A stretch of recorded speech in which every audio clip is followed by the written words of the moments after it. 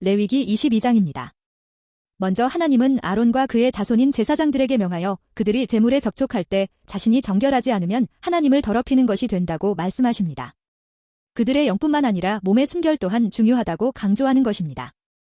특히 성물을 먹을 수 있는 권리는 제사장에게 주어진 특권이지만 제사장 또한 성결할 때에만 이를 먹을 수 있게 하십니다.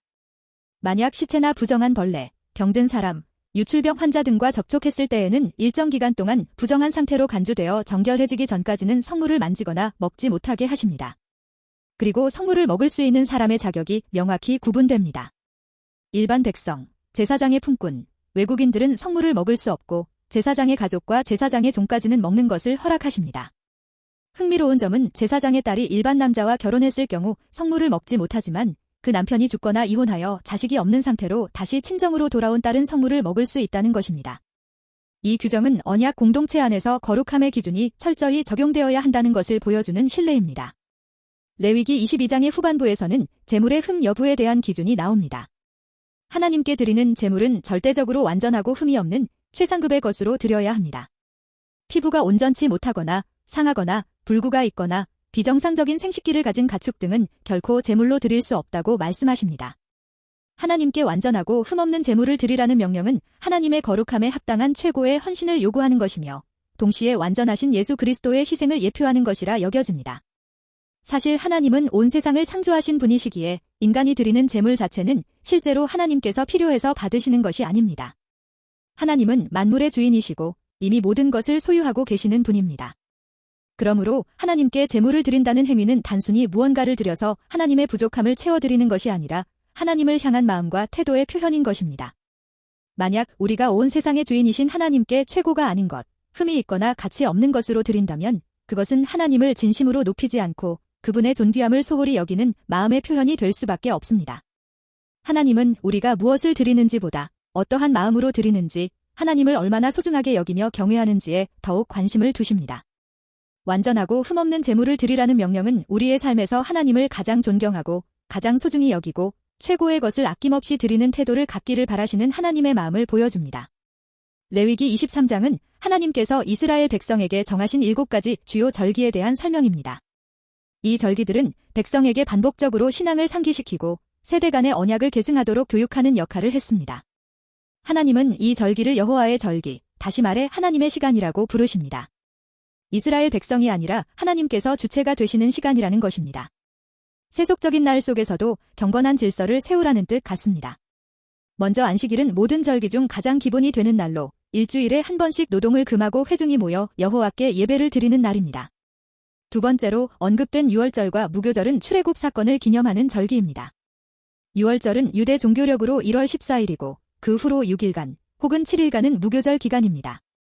무교절 기간이 좀 불확실한 것은 성경에 무교절은 첫날인 유월절을 포함해서 7일이라는 내용과 유월절을 제외하고 따로 7일이라는 기록이 혼재되어 있기 때문입니다. 그러므로 학자들에 따라서 무교절 기간을 6일 혹은 7일간으로 다르게 이야기하는 편입니다. 이 기간은 하나님의 구원의 능력을 기억하고 감사하는 날입니다. 유월절은 어린 양의 피로 심판이 넘어간 사건을 기억하며 무교절은 급히 나오는 바람에 발효되지 않은 떡을 먹었던 출애굽의 급박함을 되새깁니다. 유월절과 무교절 전체 기간 동안에는 누룩을 넣지 않은 빵을 먹어야 합니다. 또한 노동은 무교절의 첫날과 마지막 날에만 하지 않으면 됩니다.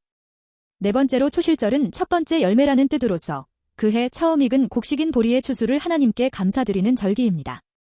초실절의 날짜는 유월절 후 바로 이어서 오는 안식일 다음 날입니다.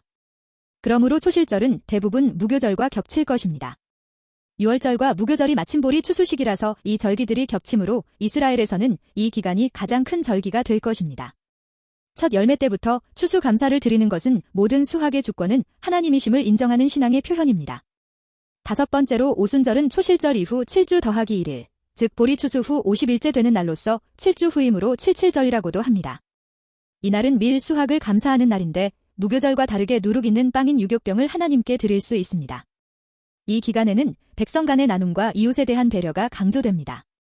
특히 22절에서는 밭모퉁이를 다 거두지 말고 가난한 자와 나그네를 위하여 남겨두라고 명시되어 있어 절기가 단지 예배로 끝나는 것이 아니라 이웃사랑으로 연결되어야 함을 보여줍니다. 여섯 번째 절기인 나팔절은 7월 1일에 나팔을 불어 회중을 소집하고 스스로를 성찰하며 속죄를 준비하는 절기입니다. 이로부터 10일 후에는 대속죄일로서 죄의 문제를 다루고 하나님 앞에 철저히 낮아지는 날로 구별됩니다.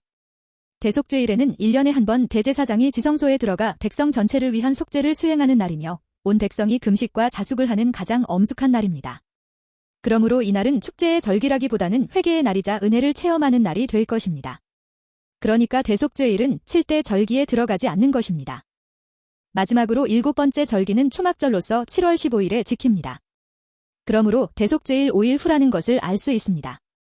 초막절에는 온 가족이 나뭇가지 등으로 만든 임시 거처에서 식사하는데 일부 사람들은 여기서 잠을 자기도 합니다. 이렇게 이스라엘 백성이 출애굽 후 광야에서 유랑생활하며 초막에 살았던 것을 기념하는 것입니다. 이렇게 7일간을 기쁨으로 지키며 마지막 날 성회로 마무리됩니다. 초막절은 거처 없이 나그네된 백성이 하나님의 보호와 인도하심 속에 이제 풍요를 누리게 된 것을 감사하는 절기입니다. 신약 성경에서 초막절은 이 땅에서의 나그네 인생과 영원한 본향, 천국을 향한 신앙의 여정을 되새기게 합니다. 이 절기를 통해 우리는 본향을 향하는 나그네의 믿음을 되새기게 됩니다. 초막절 7일이 끝난 바로 다음 날은 8번째 성회라는 별도의 절기로 지킵니다. 이날은 엄밀히 말해 초막절과 구분되는 마지막 축제의 날로 간주됩니다.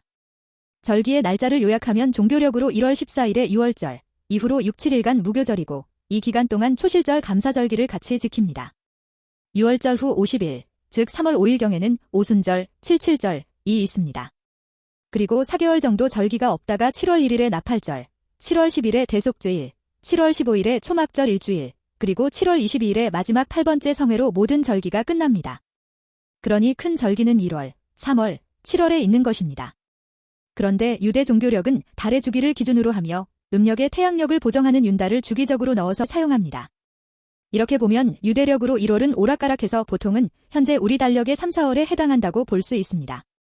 그러므로 현재의 이스라엘 사람들은 우리 달력으로 3월경에 6월절을 지키며 5월에 오순절, 8, 9월에 초막절을 지킨다고 보면 될 것 같습니다. 각 절기는 단순히 날짜만 기억하는 행사가 아닙니다. 이 절기들은 하나님께서 하신 놀라운 일들과 그에 대한 우리의 믿음과 감사를 연결해주는 신앙의 리듬입니다. 하나님은 이런 절기를 통해 백성들이 늘 신앙을 잊지 않고 한 공동체로서의 정체성을 지키며 살아가도록 하셨습니다.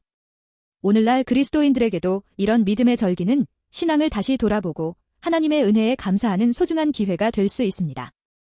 레위기 23장에 나오는 절기들을 보면 우리도 바쁜 하루하루를 살면서 신앙을 다시 한번 생각하고 삶에서 가장 중요한 것이 무엇인지 돌아봐야 한다는 것을 알 수 있습니다. 안식일은 쉼의 의미를, 초실절과 오순절은 감사하는 마음을, 대속죄일은 회개를, 그리고 오순절과 초막절은 서로 돕고 나누는 것을 가르쳐줍니다. 오늘날에도 이런 절기들을 배우며 우리의 믿음이 머릿속 생각에만 머무르지 않고 실제 삶으로 이어지길 바랍니다. 시청해주셔서 감사합니다.